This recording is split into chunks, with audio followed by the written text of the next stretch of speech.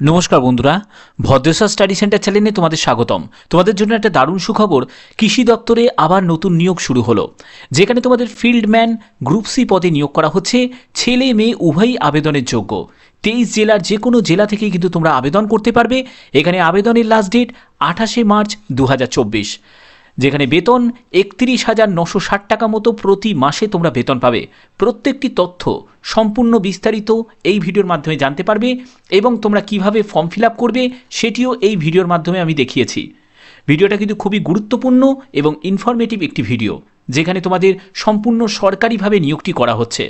তো যাবতীয় তথ্য জানার জন্য অবশ্যই ভিডিওটাকে কমপ্লিট দেখো, তাহলে তোমরা কমপ্লিট ইনফরমেশন পাবে। তো মূল ভিডিওতে যাওয়ার আগে প্লিজ একটাই রিকোয়েস্ট, চ্যানেলটাকে অতি অবশ্যই সাবস্ক্রাইব করে বেল আইকন অল করে রেখো এবং ভিডিওটাতে এখনই একটা লাইক করে দাও। তো চলো মূল ভিডিওতে চলে যাচ্ছি। তো বন্ধুরা, আমি পিডিএফটা ওপেন করে নিয়েছি। আজকের ভিডিওটা কিন্তু খুবই গুরুত্বপূর্ণ একটি ভিডিও, কারণ তোমাদের যে নিয়োগটি করা হচ্ছে সেটি বিধানচন্দ্র কৃষি বিশ্ববিদ্যালয়ের তরফ থেকে নিয়োগটি করা হচ্ছে। তো কৃষি বিশ্ববিদ্যালয় এখানে Mohanpur district, Nadia, pincode 741252, West Bengal, India. তো এখানে দেখো তোমাদের 23টি জেলার যে কোনো স্থান থেকে তোমরা কিন্তু এখানে আবেদন করতে পারবে। এখানে তোমাদের অ্যাডভার্টাইজমেন্ট নাম্বারটি আমি বলে দিই, পরবর্তী সময়ে তোমাদের কিন্তু এই অ্যাডভার্টাইজমেন্ট নাম্বার বা নোটিফিকেশান নাম্বারটি কিন্তু প্রয়োজন যখন তুমি আবেদন করবে। এখানে আবেদন কিন্তু সম্পূর্ণ অফলাইন মোডে কিন্তু করতে হবে, কোনো রকম কিন্তু অনলাইন মোডের কিন্তু অপশান নেই। তো দেখো এখানে নোটিফিকেশান নাম্বারটি হচ্ছে DR 241337A। তো এই নোটিফিকেশান নাম্বারটি কিন্তু তোমরা যখন আবেদন করবে তখন কিন্তু তোমাদের অ্যাপ্লিকেশান ফর্মেতে তোমাদের লিখতে হবে, ঠিক আছে? তো এখানে তোমাদের কিন্তু কোনো রকম আবেদন মূল্য লাগছে না, অর্থাৎ কোনো রকম কিন্তু এখানে আবেদন মূল্য কিন্তু নেই। সম্পূর্ণ মেল ফিমেল বোথ ক্যান্ডিডেটই কিন্তু এখানে আবেদন করতে পারবে। এটি তোমাদের জন্য একটা বড় অপরচুনিটি। যারা আবেদন করতে চাও তারা অবশ্যই ভিডিওটাকে দেখো। আমি সেখানে কিভাবে তোমরা ফর্ম ফিল আপ করবে আমি সম্পূর্ণ বিস্তারিত বুঝিয়ে দিয়েছি। তো এখানে তোমাদের আবেদনের লাস্ট ডেট হচ্ছে submission completed application to undersign is on 28/3/2024, অর্থাৎ এই মাসেরই তোমাদের 28 তারিখের হচ্ছে লাস্ট ডেট। দুপুর 2টোর মধ্যে কিন্তু আবেদনপত্র পাঠাতে হবে। এখানে পোস্ট অফিসের মাধ্যমে তোমরা পাঠাতে পারো, অথবা তোমরা অফিসে গিয়ে কিন্তু তোমরা জমা করে আসতে পারো। তোমাদের অফিসিয়াল ঠিকানাটা আমি অলরেডি তোমাদের বলে দিয়েছি। তো চলো তোমরা কীভাবে ফর্মটা ফিল আপ করবে আমি সেটিও দেখিয়ে দিই, এবং এছাড়াও যেসব বিস্তারিত তথ্য সেগুলোও কিন্তু তোমাদের বুঝিয়ে দিচ্ছি। তো দেখো আমি অ্যাপ্লিকেশন ফর্মটা আমি ওপেন করে নিয়েছি। এই অ্যাপ্লিকেশন ফর্মটা তোমরা কিভাবে ফিল আপ করবে আমি সেটি তোমাদের দেখিয়ে দিচ্ছি। এটি কিন্তু খুবই গুরুত্বপূর্ণ একটি স্টেপ, কারণ এখানে বলছে ইনকমপ্লিট ইনকারেক্ট অ্যাপ্লিকেশন সামারালি রিজেক্টেড হয়ে যাবে। অর্থাৎ বুঝতে পারছো, সম্পূর্ণ কিন্তু খুব বুঝে সুঝে স্টেপ বাই স্টেপ সব কিছু তথ্য জেনে তারপরে কিন্তু তোমাদের আবেদন করতে হবে। এখানে নোটিফিকেশান নাম্বার, যেটি আমি ভিডিও শুরুতেই তোমাদের বলে দিয়েছি, সেই নোটিফিকেশান নাম্বারটা কিন্তু এখানে লিখবে। এরপরে তোমাকে কি করতে হবে, এখানেও কিন্তু তোমাদের নোটিফিকেশান নাম্বারটা আবার লিখতে হবে। এরপরে এখানে একটি পাসপোর্ট সাইজের 3 মাসের কিন্তু পুরনো বেশি হলে হবে না, 3 মাসের পুরনো বেশি হলে কিন্তু হবে না। তোমাদের একটা পাসপোর্ট সাইজের ছবি লাগিয়ে এখানে কিন্তু তোমাকে সই করে দিতে হবে, ঠিক আছে? তারপরে কি করবে, এখানে তোমার নাম লিখতে হবে, ক্যাপিটালে তুমি লিখবে। এরপরে বলছে ক্যান্ডিডেট অ্যাড্রেস ফুল হোয়ার করেসপন্ডেন্স অ্যাড্রেস, অর্থাৎ আপ টু পিনকোড পর্যন্ত কিন্তু তোমাকে অ্যাড্রেসটা দিতে হবে। এরপরে তোমার পার্মানেন্ট অ্যাড্রেস আর করেসপন্ডেন্স অ্যাড্রেস যদি সেম হয় তাহলে তোমাকে এখানে ডু বলে লিখে ছেড়ে দেবে। এরপরে তোমার যেটা প্রয়োজন সেটি হচ্ছে 3 নম্বর এতে বলছে, সেখানে হচ্ছে ডেট অফ বার্থ। সেখানে প্রুফ অফ ডেট অফ বার্থের জন্য তোমরা চাইলে বার্থ সার্টিফিকেট দিতে পারো, অথবা তোমরা চাইলে এখানে মাধ্যমিকের অ্যাডমিট কার্ড দিতে পারো, অথবা তোমরা মাধ্যমিকের সার্টিফিকেট দিতে পারো, ঠিক আছে? এরপরে হচ্ছে place of birth, district, state which you belong, তারপর ওয়েদার অ্যান্ড ইন্ডিয়ান সিটিজেন। তো এগুলো কিন্তু 1 2 3 করে কিন্তু তোমাদের লিখতে হবে, ঠিক আছে? তো লেখার পরে তারপরে এখানে আসছে হচ্ছে ফাদার নেম, অ্যাড্রেস এবং অকুপেশন।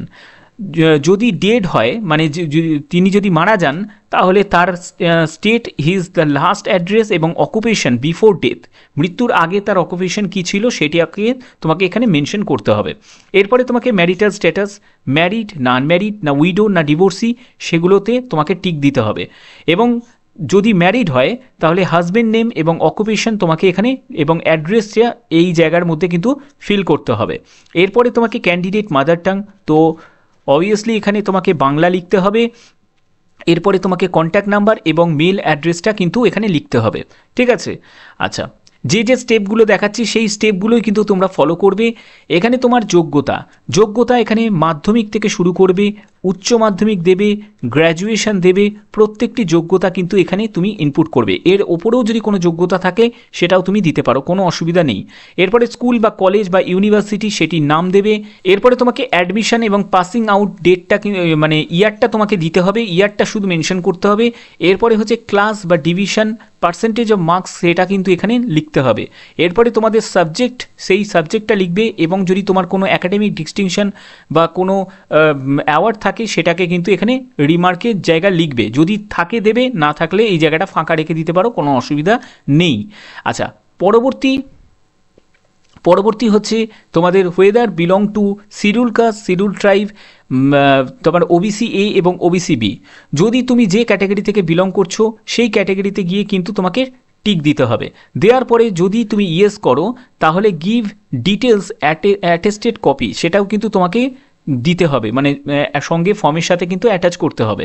এবং তুমি যদি এখন প্রেজেন্ট যদি কোনো এমপ্লয়ি যদি হয়ে থাকো বা প্রিভিয়াসলি কোনো রকম কোনো জায়গায় যদি কাজ করতে, তাহলে তার ডিটেলসটা কিন্তু এখানে দিতে হবে। ওকে, এরপরে হচ্ছে লিস্ট অফ ডকুমেন্টস। তুমি কি কি ডকুমেন্টস তোমার কাছে আছে সেই ডকুমেন্টসগুলো কিন্তু তোমাকে সব রেডি রাখতে হবে। তো এই ডকুমেন্টসগুলো কিন্তু তোমাকে অ্যাটাচ করতে হবে অ্যাপ্লিকেশন ফর্মের সাথে। তো কী ডকুমেন্টস লাগছে, যেমন হচ্ছে তোমাদের বার্থ সার্টিফিকেটের জন্য তোমরা অ্যাডমিট কার্ড বা সার্টিফিকেট বা বার্থ সার্টিফিকেট, তারপরে হচ্ছে তোমাদের কাস্ট সার্টিফিকেট, ঠিক আছে, আমি কাস্ট বলে লিখে দিচ্ছি। তারপরে হচ্ছে এডুকেশন কোয়ালিফিকেশান সার্টিফিকেট, ঠিক আছে, এডুকেশন কোয়ালিফিকেশান সার্টিফিকেট বা মার্কশিট, এগুলো কিন্তু তোমাদের অ্যাটাচ করতে হবে। আমি বলবো সম্পূর্ণ যেগুলো লাগবে, যা আছে সব কিছু অ্যাটাচ করে দেওয়ার চেষ্টা করবে, যাতে কোনো রকমভাবে ফর্মটা যাতে রিজেক্ট না হয়ে যায় ডকুমেন্টস না দেওয়ার কারণে। তো এখানে দেখো ক্যান্ডিডেট সিগনেচার করবে, তারপরে এখানে ডেটটা দেবে এবং প্লেসটা দেবে। পোস্ট অফিসের মাধ্যমে কিন্তু তোমরা পাঠাতে পারো, যদি চাও তোমরা চাইলে গিয়েও কিন্তু ড্রপ বক্সে গিয়ে তোমরা জমা দিয়ে আসতে পারো। অফিসিয়াল যে ঠিকানা, সেই ঠিকানা আমি ভিডিও শুরুতেই আমি অলরেডি বলে দিয়েছি। তোমাদের যে পোস্টে নিয়োগ করা হচ্ছে সেই পোস্টটি হচ্ছে ফিল্ডম্যান পোস্টে নিয়োগ করা হচ্ছে, যেখানে পুরুষ মহিলা উভয়ই কিন্তু আবেদন করতে পারবে। এবং এখানে যোগ্যতা যেটি প্রয়োজন সেটি বিএসসি এগ্রিকালচার অনার্স ডিগ্রি যদি তোমার থাকে অবশ্যই তোমরা আবেদন করতে পারো। এখানে সম্পূর্ণ পিওরলি এবং কন্ট্রাকচুয়াল বেসিসে কিন্তু তোমাদের নিয়োগ করা হচ্ছে। তবে কত বছরের কন্ট্রাক্টে নিয়োগ করা হচ্ছে সেটি কিন্তু অ্যাজ পার নোটিফিকেশন কোনো রকমভাবে কিন্তু মেনশন নেই। এখানে সিলেকশন প্রসেসের কথাও কিন্তু উল্লেখ করা নেই। তবে সিলেকশন প্রসেসের ক্ষেত্রে তোমাদের বলতে পারি যে রিটেন হয়তো নাও হতে পারে, সম্পূর্ণ কিন্তু ইন্টারভিউয়ের ভিত্তিতে কিন্তু এখানে নিয়োগ করার কিন্তু একটা চান্স কিন্তু আছে, ঠিক আছে। অর্থাৎ তোমাদের প্রথমে যে ডকুমেন্ট ভেরিফিকেশান হবে, ডকুমেন্ট ভেরিফিকেশান পরে তোমাদের ইন্টারভিউ হবে। তবে পরবর্তী সময়ে এটা জানা যাবে, এখনও কিন্তু সুনির্দিষ্ট করে কিন্তু এটা বলা সম্ভব নয়। তবে রিটেন হওয়ার কিন্তু চান্স যেটা বোঝা যাচ্ছে, আগেও যখন নোটিফিকেশান বেরিয়েছিল তখন কিন্তু রিটেন এক্সাম কিন্তু হয়নি, সেই অনুযায়ী তোমাদের আমি বললাম। এখানে দেখো তোমাদের বেতন 31,960 টাকা মতো প্রতি মাসে তোমরা বেতন পাবে কেন্দ্রীয় সরকারি হারে। এখানে এই আবেদনপত্রটি যেটা বিধানচন্দ্র বিশ্ববিদ্যালয়, মোহনপুর, নদিয়া, ওয়েস্ট বেঙ্গল, এখানে গিয়ে কিন্তু তোমরা ড্রপ বক্সে গিয়ে জমা দিয়ে আসতে পারো। অথবা তোমরা চাইলে এখানে পোস্ট অফিসের মাধ্যমেও কিন্তু জমা করতে পারো, সেটি স্পিড হোক বা রেজিস্টার্ড পোস্ট হোক। তো আশা করি তোমাদের এই ভিডিওটার মাধ্যমে যা ইনফরমেশন ছিল প্রত্যেকটি তথ্য তোমাদের কাছে আমি তুলে ধরেছি। তো যদি ভিডিওটা ভালো লাগে অতি অবশ্যই ভিডিওটাতে লাইক করে চ্যানেলটাকে সাবস্ক্রাইব করে বেল আইকন অল করে দেবে। তো এখনের মতো এটুকুই, টাটা।